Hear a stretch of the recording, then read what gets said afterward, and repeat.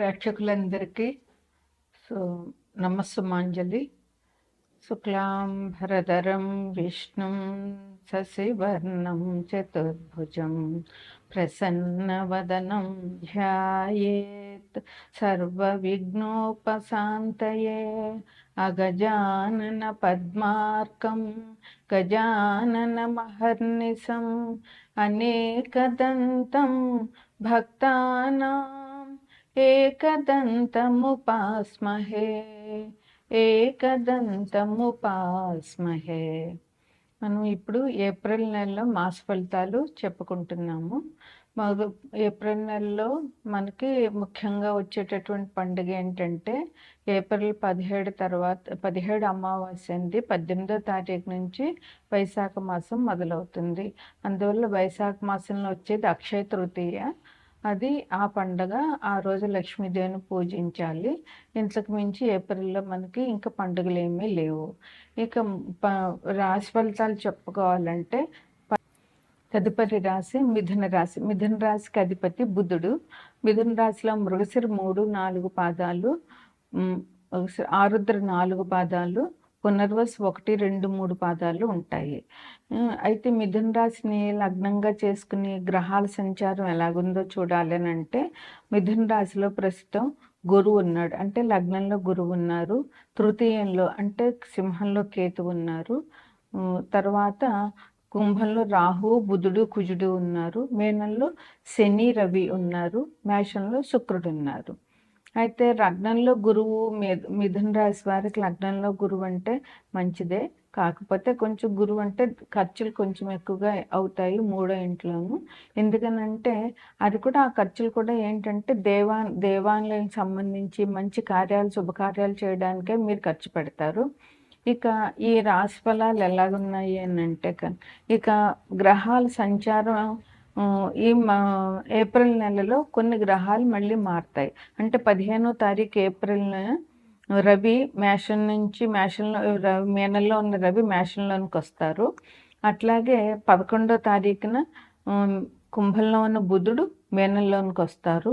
అట్లాగే 3వ తారీఖున కుజుడు, కుంభంలో ఉన్న కుజుడు మీనంలోనికి వస్తారు. సో 20వ తారీఖున ఏప్రిల్ 20న శుక్రుడు మేషంలో ఉన్న శుక్రుడు వృషభంలోనికి వస్తారనమాట. ఇది గ్రహాల మార్పు. అయితే ఈ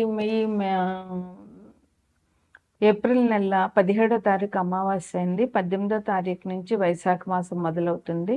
ఈ వైశాఖ మాసంలో ముఖ్యమైనది ఏంటంటే అక్షయ తృతీయ పండుగ వస్తుంది. అంతకు మించి పండుగలు ఏం లేవు. అక్షయ తృతీయ లక్ష్మీదేవిని పూజించాలి. ఇక ఇదేంటంటే ఈ రాశి వారికి ఈ మాసం ఎలా ఉంటుందంటే వృత్తి ఉద్యోగాలు ఏ రకమైన వృత్తి చేసే వాళ్ళైనా ఏ ఉద్యోగంలో ఉన్న వాళ్ళకైనా చాలా బాగుంది. ఎటువంటి ఇబ్బందులు లేవు. మీకు చాలా మంచి మాసంగా ఈ మాసం చెప్పుకోవచ్చు. ఇంకా మీరు ఏదైతే అనుకుంటున్నారో మనసులో అవన్నీ నెరవేరుతాయి. మనోభీష్ట సిద్ధి అనేది జరుగుతుందన్నమాట. ఆరోగ్యం చాలా బాగుంటుంది. ఈ రాశి వారికి అనారోగ్య సూచనలు ఏమీ లేవు. ఆరోగ్యంగా ఉంటారు. అలాగే ఆర్థికంగా కూడా చాలా బాగుంటారు. డబ్బుకు సంబంధించిన ఇబ్బందులు ఎట్లాంటివి ఉండవు. కుటుంబంలో మీరందరూ ఒకే మాట మీద నిలబడతారు. అందువల్ల కుటుంబంలో గొడవలు, సమస్యలు అనేటటువంటివి ఉండవు. అందువల్ల మీరు మానసికంగా సంతోషంగా చాలా సంతోషంగా ఉంటారనమాట. ఇంక నిజంగా మీకు ఈ మాసం చెప్పాలంటే పట్టిందల్లా బంగారం అంటారే అట్లా జరుగుతుందన్నమాట. మీకు మంచి తెలివితేటలు ఉన్నాయి. ఆ తెలివితేటల్ని అందులోనూ ఇదేంటంటే బుధుడిల్లు గురువు ఉన్నారు. ఈ తెలివితేటలు మీరు మంచిగా ఉపయోగించుకునే సమయం ఇప్పుడు వచ్చిందనమాట. అందువల్ల మీరు మీకున్న తెలివితేటలతో మంచి ఆలోచన చేసి మంచిగా అభివృద్ధిలోనికి రావడానికి ప్రయత్నించండి. విద్యార్థులైతే బాగా చదివి మీరు ఎంత ఎంత బాగా ఆలోచించి ఎంత బాగా చదివితే అంత మంచి అభివృద్ధిలోనికి రాగలుగుతారనమాట. మీరు ఈ మాసం అంతా కూడా విందులు వినోదాలతో గడుపుతారు. చాలా ఆర్భాటాలు కూడా చేస్తారు. వాళ్ళ బంధుమిత్రులందరినీ కలవడం, వాళ్ళతో విందులకి వెళ్ళడము, వాళ్ళతో సుఖంగా సంతోషంగా చాలా ఆర్భాటంగా మీ గొప్పతనం వాళ్ళ ముందు ప్రదర్శించడం, ఇట్లాంటివన్నీ చేస్తారనమాట. విద్యార్థులకి చాలా కరమైన కాలం ఇది అని చెప్పొచ్చు ఈ మాసం. అలాగే భార్యాభర్తల మధ్య ఇద్దరికీ ఒకరి మీద ఒకరికి అభిమానం ఉంటుంది. ఒకరి గురించి ఒకళ్ళు ఆలోచించి సుఖంగా ఉంటారనమాట. మీకు సంఘంలో గొప్ప వ్యక్తులతో పరిచయాలు జరుగుతాయి ఈ మాసంలో. దానివల్ల మీకు సంఘంలో పరపతి పెరుగుతుంది. అవతల వ్యక్తి చాలా మంచి పేరున్న వ్యక్తి అంటే మీకు ఆయనతో పరిచయం జరిగినప్పుడు మీకు చాలా మంచి పేరొస్తుందనమాట. ఇంకా సంఘంలో ఉన్నతమైన స్థితిలోనికెళ్తారు. ఆకస్మికంగా ధనం కూడా కలిసొచ్చే అవకాశాలు మీకు చాలా ఉన్నాయి. మీకు మంచి గ్రంథాలు పఠించడం అన్నది ఈ మాసంలో బాగా చేస్తారు. ఎవరికైతే పుస్తకాలు చదివే అలవాటు ఉంటుందో వాళ్ళు మంచి గ్రంథాలు చదివే అవకాశం ఈ మాసంలో దొరుకుతుంది. ఈ మాసంలో ఇంకా లక్ష్మీదేవి పూజ చేయడము, విష్ణుమూర్తి ఆరాధన చేయడము మీకు చెప్పదగ్గ పరిహారాలు. ఇది ఈ రాశి వారికి ఉండేటటువంటి శుభాశుభ ఫలితాలు ఈ మాసంలో. మకర రాశికి అధిపతి శని భగవానుడు.